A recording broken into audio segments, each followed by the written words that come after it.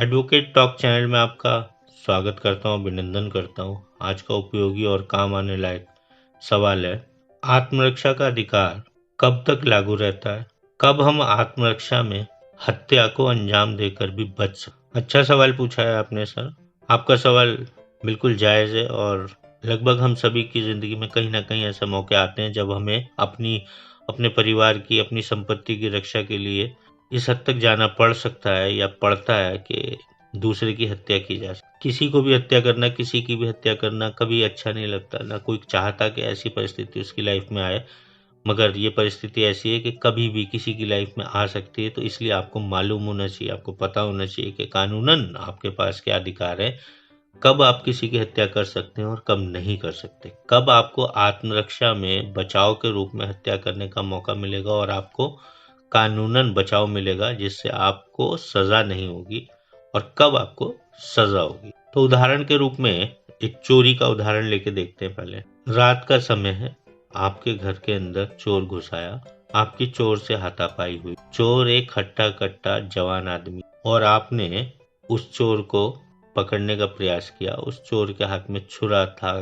कट्टा था या जो कोई भी हथियार था या नहीं भी था, उसने आपके ऊपर किसी रॉड से, किसी और चीज से हमला करने का प्रयास किया, या वो चोरी कर रहा था, चोरी का माल लेके भागने की कोशिश में था। आपने देखा कि उसके हाथ में आपके घर का कीमती सामान है, वो जा रहा है। इनकेस किस्मत से आपके पास कोई लाइसेंसी हथियार है, बंदूक है, राइफल है, पिस्तौल है, कुछ भी हो सकता है। वो नहीं है तो हो सकता है आपके पास उस समय कोई रॉड पड़ी हो, हॉकी पड़ी हो, कोई डंडा पड़ा हो। आपने वो डंडा उसके खींच के सर के ऊपर मारा, वो मर गया, या आपने गोली मार दी उसको, वो मर गया।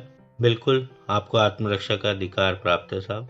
ऐसी सूरत में आपके ऊपर हत्या का मुकदमा दर्ज नहीं, या होगा भी तो आपको आत्मरक्षा के रूप में आपको बचाव प्राप्त है, आप बच सकते। हालांकि ये बात अलग है कि वो आत्मरक्षा में आपने हत्या करी, आपको साबित करना पड़ेगा। साबित करने के लिए इसी से साबित हो जाएगा, एक अनजान आदमी रात को आपके घर में क्या कर रहा था। उसके पास आपके गहने कपड़े थे, कुछ लॉक्स टूटे होंगे आपके घर के, क्योंकि वो आपके घर में रॉन्गफुल एंट्री करी है, उसने जबरदस्ती घुसा होगा, कोई खिड़की उखाड़ी होगी, कोई दीवार में छेद किया होगा। ये सारे सबूत मिलके ये दिखाते हैं कि हाँ, चोरी के लिए ये आदमी घुसा था। आपके बीच में लड़ाई झगड़ा हुआ, उसकी चोटें, आपकी चोटें, वो सब चीजें मिलके ये बात साबित कर देंगी कि वाकई वो चोर था और वो आपके घर में चोरी के इरादे से घुसा था और उसके साथ आपकी हाथापाई हुई थी। आपने उसे देख लिया था और आपने उसे ऐसा ना करने के लिए कहा था, मगर वो फिर भी वो सब काम करता रहा और आपने उसे गोली मार दी, डंडा मार दिया और वो मर गया। तो आपको यहाँ पर आत्मरक्षा का अधिकार अपनी संपत्ति के विरुद्ध भी प्राप्त है।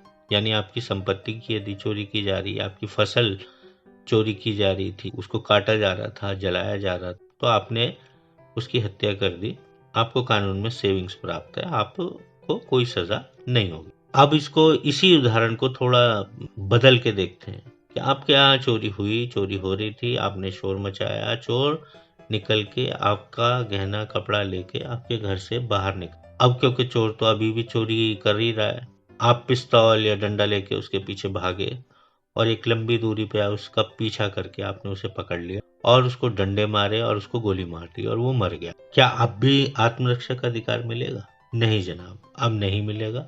वजह यह है कि आत्मरक्षा का अधिकार जभी तक प्रभावी रहता है जब तक आपके ऊपर या आपकी संपत्ति के ऊपर कोई हमला हो रहा है। यहाँ क्या हुआ कि वो आपकी संपत्ति लेके निकल चुका था, हमला खत्म हो चुका, आपको जान का कोई खतरा नहीं था, फर्दर कोई चोरी आपके यहाँ नहीं हो, क्योंकि वो निकल गया था। तो आपको कोई खतरा नहीं था, आपके परिवार को कोई खतरा नहीं था और संपत्ति को कोई वो नुकसान अधिक नहीं पहुंचा सकता था। तो अब आपका फर्ज ये था कि जैसे ही वो घर से निकल गया, आप सीधा पुलिस को फोन करते, पुलिस आती, उसको पकड़ती, अरेस्ट करती, इन्वेस्टिगेट करती, या जो कुछ भी करती। और क्योंकि वो इतनी दूर निकल चुका था, उसके बाद आपने उसे पकड़ लिया और पकड़ के मार दिया, ये कहीं से भी आत्मरक्षा नहीं है। यहाँ आपके ऊपर सीधा का सीधा हत्या का मुकदमा दर्ज होगा, चाहे भले ही ये साबित हो जाए कि वो चोर ही था, क्योंकि चोरी के अंदर जो सजा है वो मृत्यु दंड तो नहीं है ना साहब। तो आपने कैसे उसको मार दो? तो यहाँ आपकी आत्मरक्षा काम नहीं करेगी। तो आप इस उदाहरण से इतना तो अभी तक समझ गए कि जब तक हमला हो रहा है तभी तक आत्मरक्षा का अधिकार है। अब दूसरा उदाहरण मैं आपको दे, आप किसी सुनसान सड़क पे जा रहे हैं, आपसे लड़ने एक आदमी आके आपके सामने खड़ा हो जाए, उसके हाथ में एक डंडा है, आपके पास पिस्तौल है, उसने डंडा मारे उससे पहले आपने उसको पिस्तौल से सीधा उसके सर पे गोली मारी और वो मर गया। आप बोले कैसा भी डंडा लेके आ गया था मुझे मारने से। बिल्कुल किसी सूरत में भी आत्मरक्षा का अधिकार काम नहीं करेगा। वजह यह है कि दोनों के बीच में ताकत के रेशियो में बहुत फर्क। उसके पास डंडा है, आपके पास पिस्तौल है। तो आप फर्ज ये था कि आपको ऊपर हमला होता तो आप पिस्तौल दिखाते, आप उसे डराते या कुछ तो करते। हाँ, ये बात अलग है कि आप कह सकते हो कि साहब मैंने पिस्तौल दिखाई थी मगर ये फिर भी नहीं रुका और आके ये मेरे डंडा मारने वाला था तो मैंने इसको गोली मार। ये जांच का विषय हो सकता है मगर फिर भी आपको आत्मरक्षा साबित करने में इसमें बहुत तकलीफ आने वाली है, क्योंकि कहीं भी ये नहीं माना जाएगा कि एक डंडे वाला एक पिस्तौल वाले को जान से। या इसमें ऐसा हो सकता है कि जिसके हाथ में डंडा है वो इतना कमजोर आदमी है, कोई बुजुर्ग है, कोई बुढ़ा है, कोई महिला है।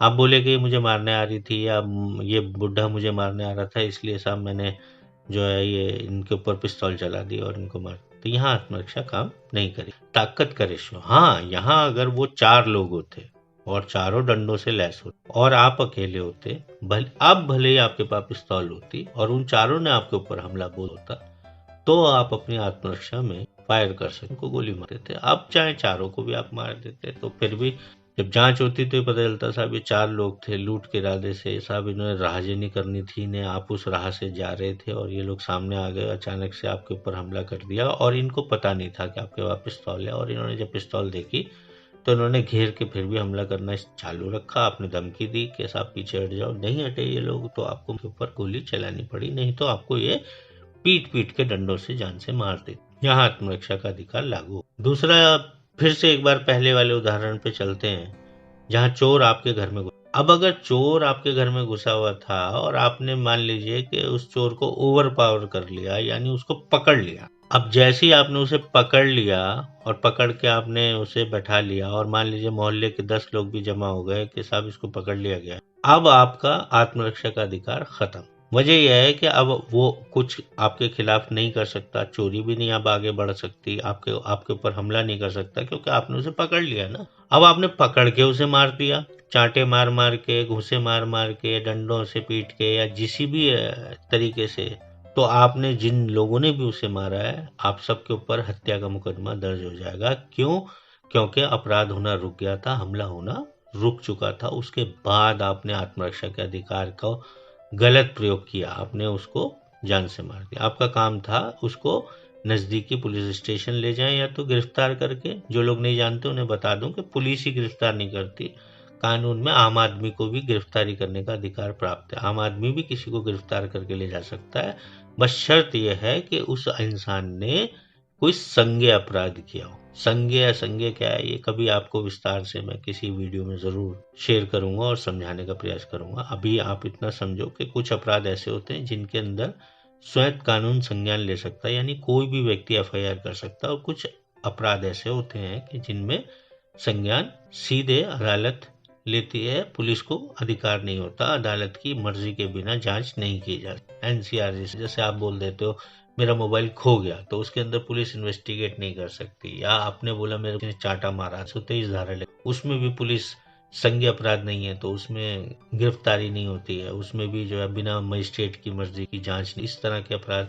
और अगर संज्ञेय की बात करें तो जैसे लूट है, डकैती है, चोरी है, बलात्कार है, छेड़छाड़ है, किसी महिला के साथ कपड़े फाड़ देना है, ये सारे संज्ञेय अपराध हैं। तो इनके अंदर गिरफ्तार एक आम आदमी भी कर सकता है और पुलिस भी। तो आपने यहाँ उसकी गिरफ्तारी करके उसे थाने नहीं पहुंचाया, आपने उसे जान से मार दिया, तो आपके खिलाफ हत्या का मुकदमा। महिलाओं को भी आत्मरक्षा का अधिकार प्राप्त है, और न सिर्फ महिलाओं को बल्कि महिलाओं को बचाने वाला भी आत्मरक्षा का फायदा ले सकता। कैसे ले सकता है? किसी महिला के ऊपर अगर बलात्कार कमिट हो रहा है, आप राह से जा रहे हैं, आपने देखा कि ये व्यक्ति बलात्कार कर रहा है और इससे बचाने के लिए इसकी हत्या करना जरूरी है, नहीं तो ये महिला का बलात्कार कर देगा। आपने पीछे से एक ईंट उठाई और उसके सर में दे के मारी और वो वहीं मर गया, तो ये आपसे ये नहीं पूछा जाएगा कि आपको तो कुछ नहीं कर रहा था। तो आप बोल सकते हो कि ये महिला के साथ में बलात्कार, वो महिला गवाही देगी कि मेरे साथ रेप कर रहा था और इन्होंने तो मुझे बचाया। यहाँ पे वो महिला भी उसको मार सकती, पूरा अधिकार कानून की तरफ से है।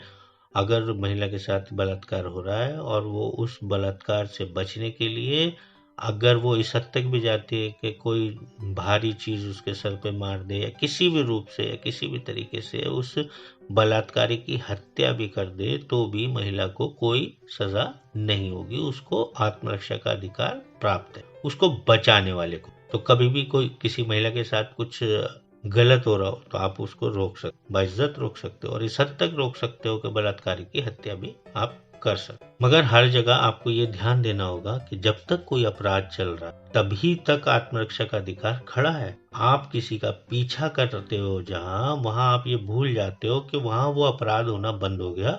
वो उस अपराध को छोड़कर भागने की कोशिश कर रहा था। यहाँ भागने की कोशिश में आप उसको गोली नहीं मार सकते, जो है पकड़ के पीट के नहीं मार सकते। या कोई रेप कर रहा था, रेप करने के बाद भागने की कोशिश कर रहा है, तो आप उसे पकड़ लिया और आपने जान से मार दिया, ये कहीं से भी आत्मरक्षा नहीं है। आत्मरक्षा का मतलब है कि अपराध को रोकने के लिए आपने कोई हत्या कर दी, तो माना जाएगा कि आपने आत्मरक्षा का अधिकार का इस्तेमाल करके अपनी जान और माल की हिफाजत करी है, या किसी महिला की आबरू को आपने बचाया।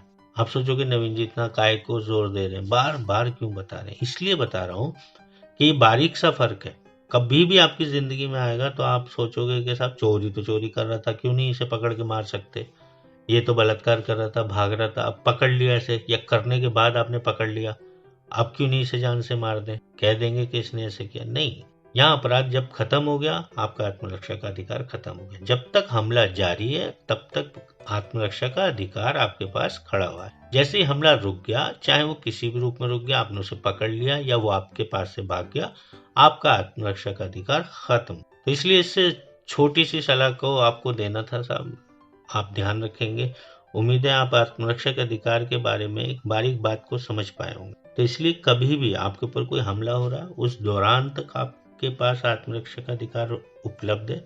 आप उसी दौरान केवल उसका इस्तेमाल कर सकते। हमला खत्म होने के बाद आप उसका इस्तेमाल नहीं कर सकते। आप उस हमला खत्म होने के बाद इस्तेमाल करने की सोचेंगे, आपको सजा हो जाएगी, आपके खिलाफ मुकदमा दर्ज हो जाएगा, चाहे भले आपने किसी चोर को मारा हो, किसी बलात्कारी को मारा हो, या किसी हत्यारे को, कोई फर्क नहीं। ऐसी सूरत में भी आपको आत्मरक्षा का अधिकार नहीं होता। मान लीजिए चोर आपके घर में घुस रहा है, आपके पास मौका है, आप पुलिस को फोन कर सकते हो, आप पड़ोसियों को बुला सकते हो, आप शोर मचा सकते हो, मगर आपने खुद नहीं कुछ शोर मचाया, ना पुलिस को सूचना दी, आप चुपचाप देखते रहे कि जब ये अंदर आएगा तब गोली मार। वो अंदर आया, आपने गोली मार दी। यहाँ पे भी आत्मरक्षा काम नहीं। हालांकि ये सब बातें जांच का विषय होती हैं और जांच के दौरान सामने आती हैं, जिनसे पता चलता है कि वाकई आत्मरक्षा का अधिकार हमले के दौरान इस्तेमाल हुआ है या हमले से पहले, या किन परिस्थितियों में हुआ है। इन सब परिस्थितियों की जांच की जाए। तो उम्मीद है आपको आत्मरक्षा के अधिकार के बारे में जानकारी मिली। आत्मरक्षा का अधिकार आप समझ ही गए होंगे साहब। आप अपने परिवार की, अपनी संपत्ति की, या किसी दूसरे की संपत्ति की भी सुरक्षा के लिए या रक्षा के लिए, या किसी महिला की रक्षा के लिए आत्मरक्षा के अधिकार का इस्तेमाल। आत्मरक्षा में जहाँ अपनी सुरक्षा आती है, अपनी रक्षा आती है, वहीं अपने परिवार को भी उसमें शामिल किया गया। आपके परिवार की भी सुरक्षा उसके अंदर आती है, आपके बच्चों की आती है। तो यानी कहीं के ऊपर भी, किसी भी रूप में भी कोई आपके बच्चों के ऊपर हमला कर रहा है तो भी आप उसकी हत्या कर सकते हो या उसको रोक सकते हो। हाँ, ये बात और है, एक और बात छोटी सी मैं आपको समझाऊंगा कि आत्मरक्षा का अधिकार हमले की ग्रेविटी के ऊपर भी डिपेंड करता है। यानी कोई आके आपके ऊपर घूंसे से वार कर रहा है तो आप उसको गोली नहीं मार सकते, क्योंकि आप ये नहीं कह सकते कि घूंसे से साहब मुझे मार डालता जान से, तो इसलिए मैंने इसको गोली मार। आप जब मार सकते हो जब उसके पास भी कोई हथियार हो, उसके पास भी कोई ऐसा धारदार हथियार हो जिससे आपकी जान को खतरा हो, तब आपने मारी, बात सच है। मगर आपको घूंसे मार रहा है तो घूंसे मारने पे उसको गोली मार दी, तो ये कहाँ की आत्मरक्षा हुई? तो सीधी सीधी हत्या होगी। तो बस इन सब छोटी छोटी बातों का आप ध्यान रखोगे तो कभी भी लाइफ में आपको जरूरत पड़ेगी तो आप कानून के शिकंजे में नहीं उलझोगे और कानून से बच। जानकारी और ज्ञान देने से सब ज्ञान बढ़ता ही है, घटता नहीं है। तो मैं तो अपना ज्ञान बढ़ा रहा हूँ, साथ साथ आपका भी बढ़ा। तो मैं आपके लिए कुछ कर रहा हूँ, आप भी मेरे लिए सब कुछ थोड़ा सा कर सकते हैं। आप भी चैनल को लाइक कर सकते हैं, सब्सक्राइब कर सकते हैं, बेल आइकन को दबा सकते हैं, और कुछ ना कुछ तो साहब आपको जरूर करना चाहिए, क्योंकि कुछ ना करने से कुछ करना बेहतर। नमस्कार जी।